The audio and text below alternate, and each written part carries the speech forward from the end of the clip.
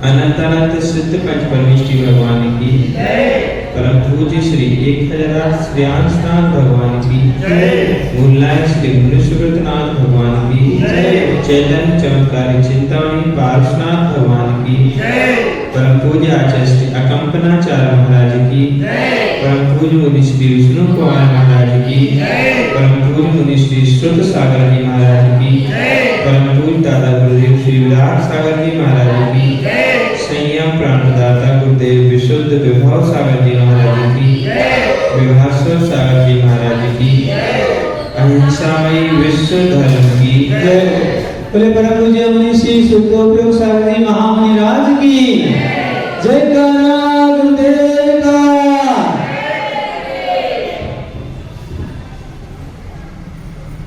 पर्व भी है, उत्सव भी है, महोत्सव भी है, निमित्त है उपसर्ग निवारण का। यह जो हम आज हाथ में रक्षा सूत्र बांध रहे हैं, बहन भाई को बांधे या भाई बहन को बांधे, बात बराबर है। वह इसलिए क्योंकि बहन भाई को बांध करके कहती है कि आप मेरे धर्म की रक्षा करना, तो भाई को बहन को बांध करके कहना चाहिए कि तुम भी मेरे धर्म की। अब आवश्यक नहीं कि बाहुबल से ही रक्षा की जाए, आवश्यक नहीं कि दादागिरी से ही रक्षा की जाए। वह रक्षा संबोधन से भी हो सकती है, वह रक्षा एक निवेदन से भी हो सकती है, और रक्षा मन के भावों से भी हो सकती है। यह बाहर की परिणति तो हम सभी देख लेते हैं, देखते रहते हैं, लेकिन भीतर की परिणति की रक्षा प्रत्येक जीव को करना चाहिए और उसका रक्षा सूत्र बांधना चाहिए कि अब मैं भीतर की परिणति की रक्षा करूंगा, अपने सम्यक्त की रक्षा करूंगा। देखो, बाहर में तो कोई भी निमित्त मिल सकते हैं, लेकिन भीतर में यदि पवित्रता का भाव होगा, भीतर में रक्षा का भाव होगा, तो समझना चाहिए कि वास्तविक रक्षा तो यही है। यह रक्षा किसी के कहने से नहीं होगी, यह रक्षा हाथ में सूत्र बांधने से नहीं होगी, यह रक्षा मात्र वचनों से कहने पर नहीं होगी, जब तक कि भीतर में संकल्प का सूत्र नहीं बांधोगे तब तक। जरूरी है बाहर के सूत्रों से बचकर के भीतर में सूत्रों का प्रतिपालन करना। और मैं तो कहता हूं कि प्रत्येक जीव को अपने कंठ में एक मंगल सूत्र बांध करके रखना चाहिए। सुदर्शन जी, है गले में मंगल सूत्र? आप लोगों के गले में है कि नहीं? बोलो तो, है? आप लोगों के गले में नहीं है?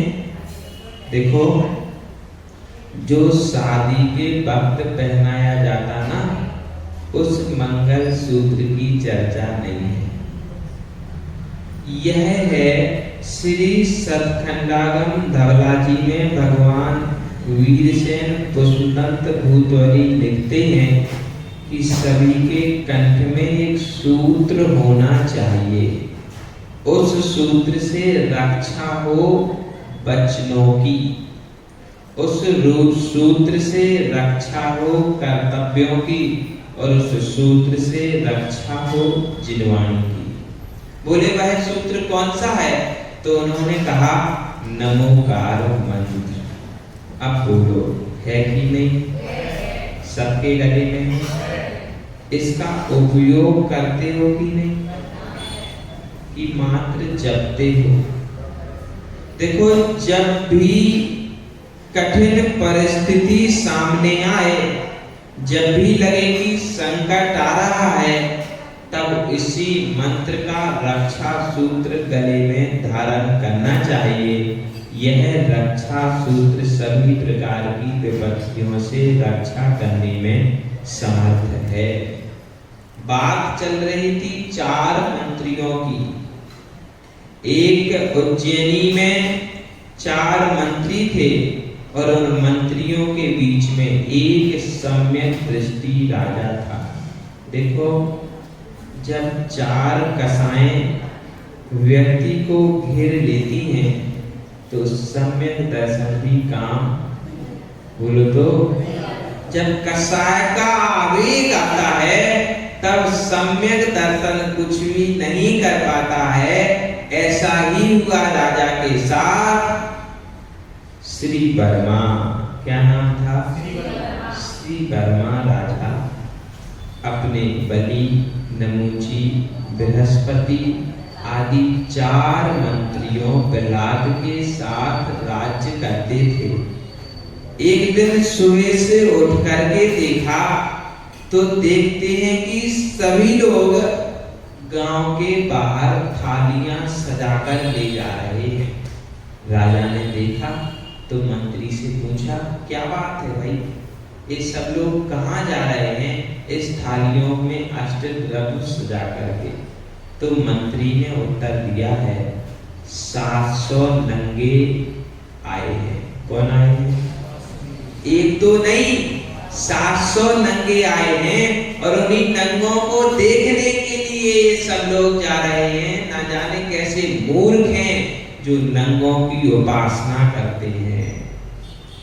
लेकिन राजा ने कुछ नहीं कहा। राजा ने अपनी सिंहासन से उतरकर 7 पग चल करके नमस्कार किया कि मेरे नगर के उद्यान में दिगंबर योगी आए हैं, उनके लिए पहले परोक्ष रूप से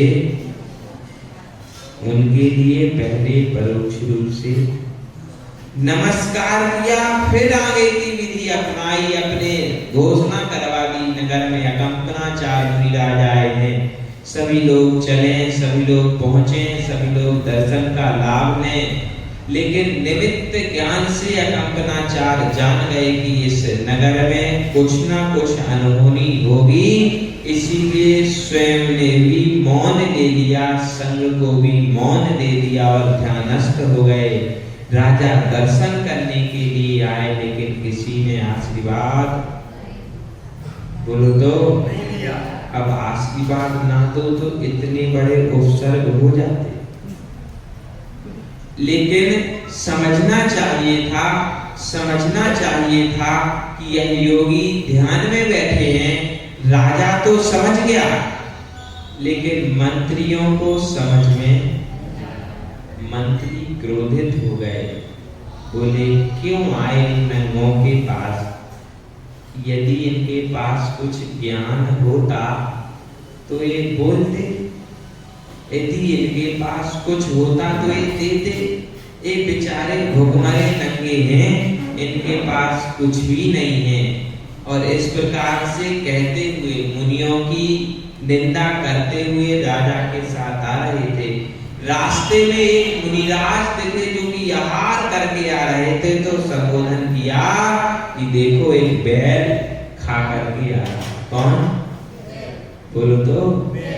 बैल की संज्ञा दी निर्ग्रंथ योगी को, जो तीनों लोकों में वंदनीय है।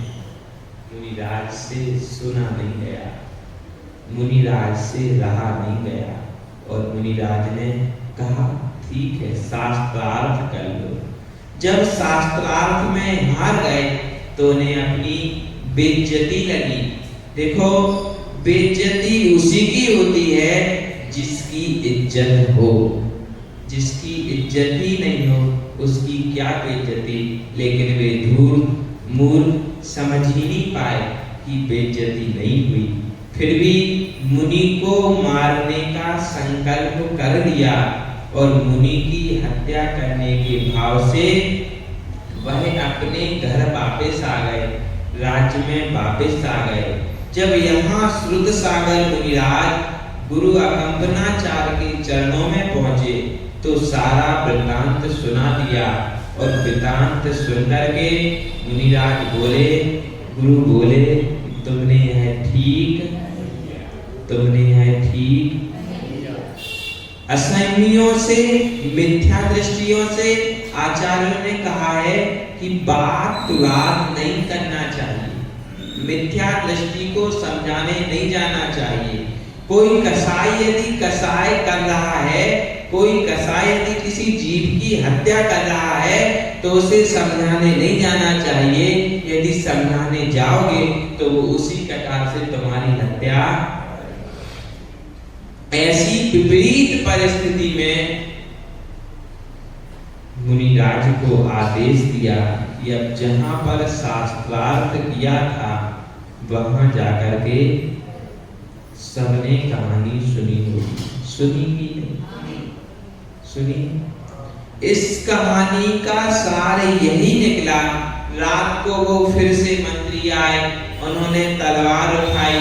कोई भी पहले साधु की हत्या करना नहीं चाहता था, इसलिए चारों ने एक साथ वार किया और वार का फल यह हुआ कि वन देव ने, यक्ष ने कीलित कर दिया।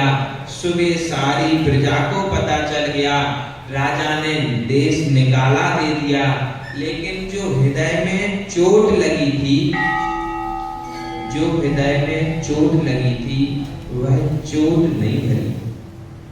जो हृदय में कष्ट हुआ था वह कष्ट नहीं मिटा और देश निकाला से वह कष्ट और भी अधिक हो गया। धीरे धीरे भ्रमण करते हुए हस्तिनापुर पहुंचे।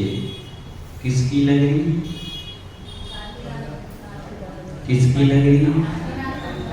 कामदेव की नगरी। किसकी नगरी? चक्रवर्ती की नगरी। किसकी नगरी? तीन तीर्थंकरों की नगरी। जिस नगर के गौरव विष्णु कुमार और महापद्म जैसे राजा थे, उस नगर के गौरव, उस नगर में चारों मंत्री पहुंचे और राजा से भेंट की। राजा भी परेशान था पड़ोसी राजा से। आप लोग परेशान तो नहीं हो पड़ोसियों से? बोलो तो, अच्छे पड़ोसी हैं। बाजू में बैठे इसलिए हाँ कह रहे हो कि वास्तव में अच्छे हैं? हाँ, अब आवाज नहीं आ रही, जोर से बोलो ना। अच्छे हैं। फिर आप लोगों के जीवन में ऐसा नहीं घटेगा।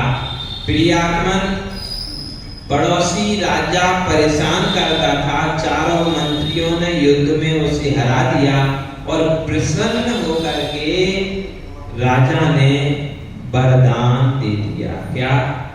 वचन दे दिया। एक बार दशरथ ने दिया था, सो संकलेश में मरना पड़ा। हाँ, तो रामायण हो गई। वचन बोले थे द्रौपदी ने, सो महाभारत हो गई। और वचन आप लोग नहीं बोलना, नहीं तो अब तलाक हो जाते। क्या? अब इस जमाने में रामायण और महाभारत नहीं होती, इस जमाने में तलाक होते हैं। और वचनों पर संयम रख लिया तो तलाक बच जाते, अन्यथा तलाक हो जाते। प्रियात्मन, इसीलिए मुनिराज प्रवचन देते हैं। वचन बोलो तो, यदि वचन देने लगे तो मुनिराज नहीं बचेंगे और वचन नहीं देते, इसीलिए मुनिराज हैं, प्रवचन देते हैं। प्रियात्मन, वचन दे दिया। मंत्री भी समझदार थे, तुरंत वरदान नहीं मांगा, उसको सुरक्षित रख लिया। जब समय आएगा तब। धीरे धीरे चतुर्मास का समय प्रारंभ हो गया। कंपनाचार्य का संग इसी मालवा, उज्जैन मालवा है ना, ये मालवा से होते हुए हस्तिनापुर पहुंच गया और हस्तिनापुर में जब जानकारी मिली कि बेरी 700, कौन से बेरी 700 अब यहाँ पर भी आ पहुंचे हैं, अब तो इनकी खैर पैर बांध दिया था। देखो, पार्श्वनाथ के जीव से कमठ के जीव ने पैर बांधा था, सुकौशल से उसकी माँ ने पैर बांधा था, सुकुमार से उसकी भाभी ने पैर बांधा था, गजकुमार मुनि से उनके ससुर ने पैर बांधा था। इस प्रकार से पैर की अभिनंदन आदि 500 मुनियों से दंडक राजा ने पैर बांधा था। कहने का तात्पर्य यही है कि जो पैर बांधता है, भले ही वो मुनि को क्यों ना मार दे, लेकिन स्वयं के परिणामों से बचता, स्वयं के परिणामों से मरता है, और संकलेश परिणामों से मरने के बाद भव में उसको भटकना पड़ता है। दुर्गंधा की कहानी सुनी? अभी सुगंध दशमी आएगी, उस पर सुनना पड़ेगी। 7 भाव तक कुतिया जानते क्या होती? कुतिया नहीं जानते हो ना? देखा है कि नहीं? कैसी घूमती? हाँ क्या? वो तो ठीक है, ये तो सब समझदार हैं। कुत्ता वाली कुतिया, समझ गए? 7 भाव तक कुतिया बनी, 7 भाव तक सूंगरी जानते? देखिए, बनना तो नहीं, बैर नहीं करना। बैर करोगे, गधी देखी, गधा देखा, 7 भाव तक कुतिया, 7 भाव तक सुंगरिया, 7 भाव तक गधी, 7 भाव तक भूखी मरने वाली जानवरों की बच्ची। दूध नहीं मिला और भूखी मरना पड़ा, उसके बाद में दुर्गंधा हुई। दुर्गंधा ऐसी कि घर वालों ने निकालने के बाद जो है मुनि से जंगल में व्रत दे दिए, फिर सुगंधा नाम की हुई। कारण क्या था? मुनि का अपमान। मात्र जा रहे थे उसकी खिड़की के सामने से, तो मुख में भरी पान की पीक ठूंक दी कि कौन नंगा निकल गया, इस प्रकार से कह दिया। इतने भाव तक भोगना पड़ा कष्ट को। बतलाते हैं कि जब वो भैंसी थी, भैंसी जानते ना, भैंस के आगे बीन बजाना, कहावत सुनी? जब वह भैंस की पर्याय में थी और पानी पीने के लिए तालाब में गई, तो तालाब के बाजू में कीचड़ था, तो कीचड़ में फंस गई, और दूर से कोई मुनिराज आ रहे थे, तो मार नहीं सकती थी, लेकिन वहां खड़ी सिर मारने का प्रयास कर रही थी, और जैसे ही सिर हिलाती थी तो और नीचे धंसती जाती थी, और नीचे धंसती जाती थी, और संकलेश के साथ मरण किया। कहने का तात्पर्य यह है कि मातृ मुनि का अपमान। सिद्ध चक्र विधान किया। श्रीपाल को फोड़ क्यों हुआ था? श्रीपाल की बदनामी क्यों हुई थी? श्रीपाल को समुद्र में क्यों फेंका गया था? ये सब कुकृत्य जितने श्रीपाल के साथ हुए, उतने कृत्य उसने मुनिराज के साथ। राजा सेन को जानते? कौन है? बोलो तो। वर्तमान में कौन है? हाँ, कौन है? कौन से नरक में है? पहले नरक में नारकी है ना। क्या दोष था बेचारे का? हाँ? सर्प डालने से ऐसा होता क्या? बोलो तो। भीतर में जो अभिनय के भाव थे, उन भावों के कारण 33 सागर की उत्कृष्ट आयु बांधी, और बाद में उन्हीं मुनि के चरणों में वह 33 सागर से 84,000 वर्ष की आयु बची। कहने का तात्पर्य यही है कि विनय ना कर सको तो कोई बात नहीं, लेकिन अभिनय संकल्प ले लो कि मैं मुनियों को देख करके यदि हमारे अनुकूल नहीं है वो, तो हम उन्हें नमस्कार ना करें, कोई बात नहीं, लेकिन देख करके उनकी निंदा, उनकी टीका टिप्पणी करोगे तो सावधान रहना, दुर्गति से भगवान भी बचाने वाले। कोई भी हो, किसी भी संघ के हो, कैसे भी हो, अच्छी चर्या करने वाले हो, छोटी चर्या करने वाले हो, आपका किसी और मुनि से राग हो सकता है, आपका किसी और आचार्य के साथ राग हो सकता है, तो उस आचार, उस मुनि की विनय के चक्कर में दूसरे आचार, दूसरे मुनि की अभिनय। विष्णु कुमार मुनिराज को पता चला। एक क्षुल्लक जी महाराज अपने गुरु के साथ भूल तो नहीं गए, पर कहानी सुन रहे थे। हस्तिनापुर आ गए। हस्तिनापुर में राजा पद्म से राज्य ले लिया और चारों मंत्रियों ने एक यज्ञशाला का निर्माण किया उन मुनियों के चारों ओर, और नाना प्रकार के पशुओं की होम आहुति उसमें मारने लगे।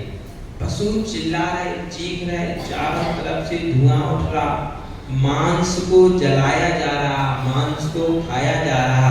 ऐसे क्रूर जीवों के बीच में उन 700 मुनियों पर घोर उपसर्ग होने लगा। 1-2 दिन तक नहीं, 1-2 घंटे तक नहीं, सोचो यदि 2 मिनट के लिए लाइट चली जाए तो हमारा मन नहीं लगता। बोलो, मच्छर काट ले तो मन नहीं लगता। बोले पहले आग लगाओ, यहाँ तो बहुत, पंखा चलाओ, यहाँ तो बहुत गर्मी। 7 दिन तक उन निर्ग्रंथों पर उपसर्ग होता रहा। किसी ने टस से मस होने की कोशिश नहीं की।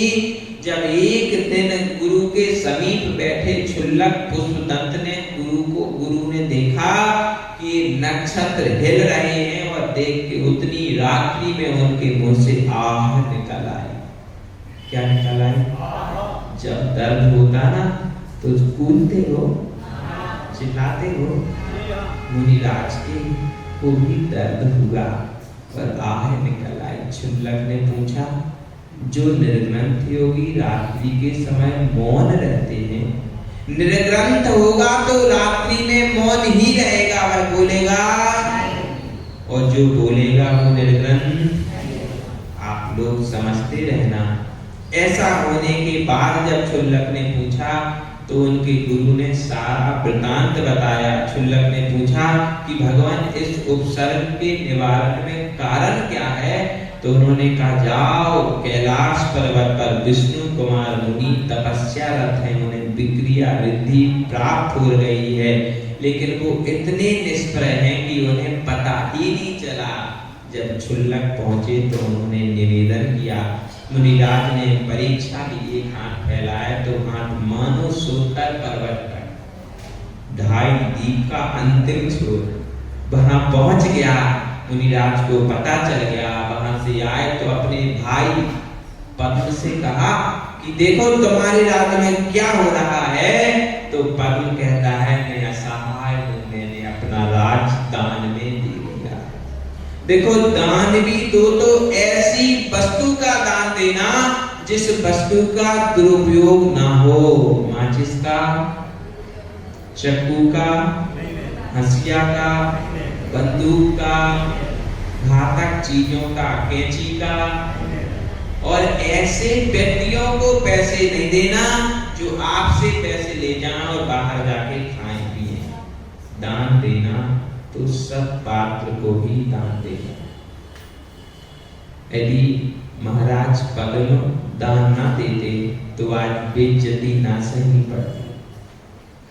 विष्णु कुमार मुनि कहते हैं, यदि कुछ नहीं कर सकते तो चूड़ियां पहन के बैठ जाओ। तुम्हारे राज्य में मुनियों पर उपसर्ग, तुम्हारे पिता मुनि, मैं तुम्हारा भाई भी मुनि, फिर भी ऐसी अनहोनी।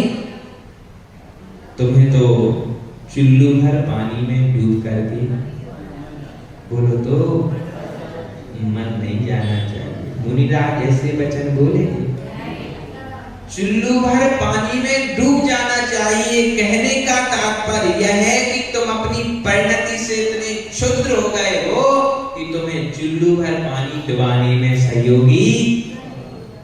प्रिय आत्मा, जब विष्णु कुमार ने समझ लिया कि यह उपसर्ग दूर होने का यही उपाय है, तो 52 अवतार 52 अंगुल का एक छोटा सा ब्राह्मण का रूप धारण किया और वेदों का उच्चारण करते हुए, श्लोक बोलते हुए उनकी यज्ञ भूमि में पहुंचे और जोर जोर से ललकारने लगे, कौन है जो मुझे दान देगा? मैं 52 ब्राह्मण यहाँ दान लेने आया हूँ। तो उनमें उन तीनों कसायों का नेता अनंतानुबंधी कसाय, क्या अनंतानुबंधी कसाय नामक बलि आया और बोला, मैं हूँ, मैं दान दूंगा। तो बोले, तो 3 पग भूमि, क्या ज्यादा नहीं चाहिए, 3 पग भूमि दे दो।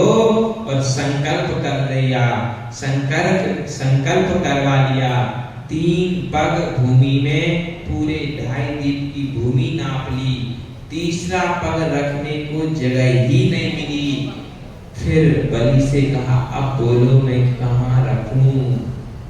बलि की समझ में आ गया, यह जो मैं पाप कर रहा हूँ उसी पाप का उपसर्ग का आज के दिन निवारण हो गया। सब मुनियों के गले रुंध गए थे, किससे? धुएं से। तो सबके लिए खीर और दूध, काय की खीर? चावल की नहीं, बोलो तो, सेवैया, दिए की खीर खिलाई गई। वह इसीलिए खिलाई गई कि वह गुटकने में सरलता से चली जाती है। इस प्रकार से उपसर्ग का निवारण किया गया। कहने का तात्पर्य यही है कि यह उपसर्गों की जो परिपाठी है, यह कहीं ना कहीं क्षमा भाव से ही टूटती है। यदि अकंपनाचार्य क्रोधित हो जाते या विष्णु कुमार क्रोधित हो जाते या कोई और मुनिराज उपद्रव करने लगते, तो प्रिय आत्मा, आज इस दिन को हम मनाने ना बैठते। यह क्षमा का ही फल है कि हम लोग यहाँ पर उपस्थित हुए हैं। इसलिए 2 बातों के संकल्प जरूर कर लेना।